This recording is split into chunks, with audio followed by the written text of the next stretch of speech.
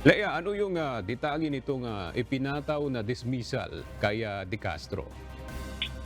Magandang tanghali sa iyo, Aga. Wala na nga dito sa loob ng kampo si Police Major Alan T. Castro. Ito'y matapos na matanggal sa serbisyo noon pang January 16. Aga, inaprubahan kasi ni Police Regional Office 4A ang rekomendasyon ng Internal Affairs Service na alisin ito sa serbisyo dahil sa administrative case na conduct unbecoming of a police officer dahil sa imoralidad. Nauna na kasing sinabi ng mga witnesses na mayroong relasyon ang nawawalang beauty queen na si Catherine Camilon at si De Castro. Gayunman, may hiwalay pa ang kasong grave misconduct na dinidinig naman sa IAS National Headquarters dyan sa Campo Crame si De Castro, kaugnay naman ng kidnapping at serious illegal detention.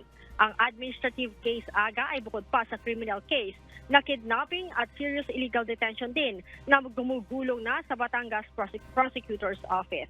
Si Camilon, Aga, ay nawala noon pang October 12, 2023 at huli itong nakita sa isang mall dyan sa Lemery, Batangas. Aga? Maraming salamat, Lea Ilaga.